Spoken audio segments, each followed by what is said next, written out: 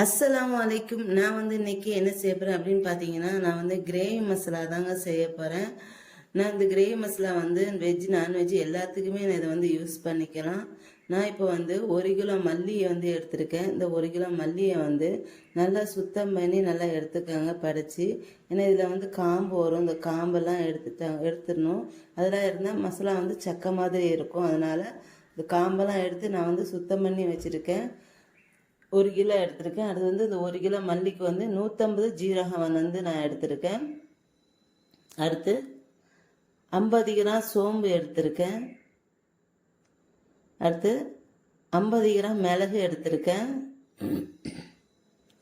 அடுத்து 50 கிராம் மஞ்சள் எடுத்திருக்கேன். அடுத்து பட்டை ஒரு 15 கிராம் நான் எடுத்திருக்கேன். அடுத்து ஸ்டார் பூ ஜாதிக்காய் 1 எடுத்திருக்கேன். ஜாவித்திரி ஒரு 2 எடுத்திருக்கேன். அடுத்து அந்த ஸ்டார் பூ ஒரு 5 கிராம் நான் எடுத்திருக்கேன். அனனாஸ் பூ அந்த பூ ஒரு 5 கிராம் நான் எடுத்திருக்கேன். ஜாவித்திரி 2 எடுத்திருக்கேன். ஜாதிக்காய் 1 எடுத்திருக்கேன். அடுத்து ஏலக்காய் 10 கிராம் எடுத்திருக்கேன். லவங்கம் ஒரு 10 கிராம். அடுத்து நான் மிளகாத்தூள் ஒரு 1/4 கிலோ எடுத்திருக்கேன். இந்த மிளகாத்தூளை நல்லா வெயிலில் காய வச்சு எடுத்துக்கணும். இதை இப்போ நான் ஒரு பாத்திரம் வச்சுருக்கேன். இது நல்லா காஞ்சதுக்கப்புறம் ஃபஸ்ட்டு நான் மல்லி போட்டு வறுத்துக்கிறேன்.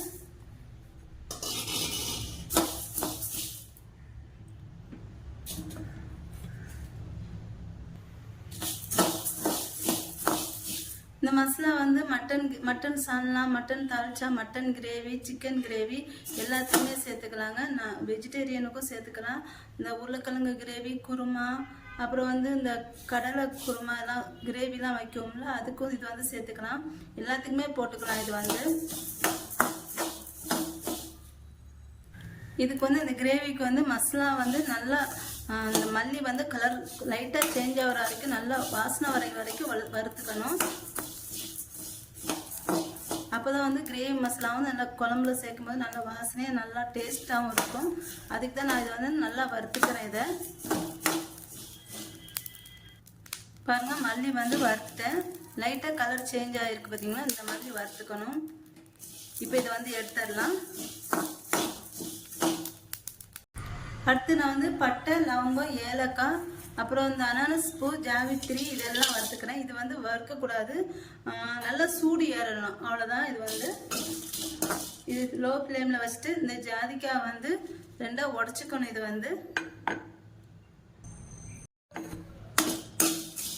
ஜாதிக்காய் உடச்சி சேர்த்துட்டு இது லைட்டாக வறுக்கக்கூடாது, நல்லா சூடு ஏற மாதிரி வறுத்துக்கணும், அவ்வளோதான். பாருங்க, இது நல்லா சூடு ஏறிடுச்சு. இப்போ இதை ஸ்டவ் ஆஃப் பண்ணி இதை எடுத்துக்கிறேன். அடுத்து ஜீரகம் வறுத்துக்கிறேன். எல்லாத்தையுமே லோ ஃப்ளேமில் வச்சு வறுத்துக்கோங்க, அதாவது மீடியம் ஃப்ளேமில் வச்சு வறுத்துக்கணும்.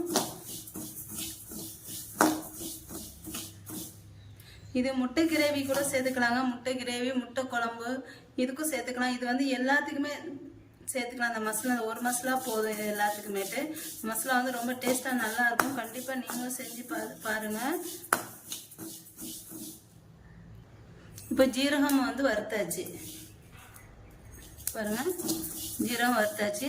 இதுவும் லைட்டாக வாசனை வரும் வரைக்கும் வறுக்கணும். இப்போ இதையும் எடுத்துக்கலாம். அடுத்து சோம்பு வறுத்துக்கிறேன்.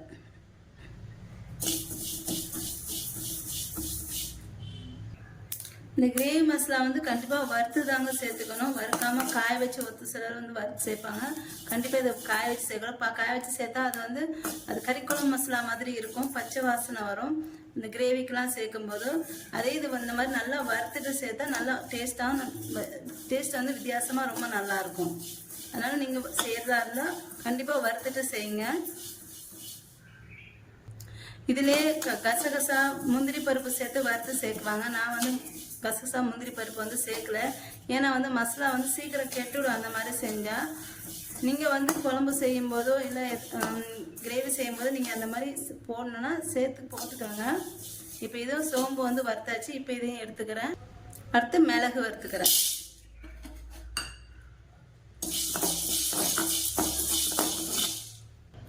உங்ககிட்ட இந்த கருப்பு ஏலக்காய் பெரிய ஏலக்காய் வரும் பார்த்தீங்களா, அது இருந்தால் சேர்த்துக்கோங்க. எங்கள் ஊரில் வந்து அந்த ஏலக்காய்லாம் கிடைக்கவே மாட்டேங்குது. அப்புறம் இந்த குட்டி குட்டியாக குண்டு குண்டாக மிளகாத்த வரும் பார்த்தீங்களா, அந்த மிளகா வத்தல் இதெல்லாம் கிடைக்க மாட்டேங்குது. அதனால் நான் அதெல்லாம் சேர்த்துக்கல. அதெல்லாம் போட்டால் நல்லாயிருக்கும். அந்த ஏலக்காய் உங்களுக்கு கிடச்சதுன்னா, பெரிய ஏலக்காய் உங்ககிட்ட இருந்துச்சுன்னா 2 ஏலக்காய் அந்த பெரிய ஏலக்காய் போட்டுக்கோங்க. இப்போ மிளகும் வறுத்துட்டேன். இப்போ இதையும் எடுத்து வச்சுக்கலாம். இப்போ இது எல்லாத்தையும் வறுத்துட்டேன். இப்போ இது எல்லாத்தையும் ஆற வச்சு மிஷினில் கொடுத்து திரிச்சிட்டு வந்துடலாம்.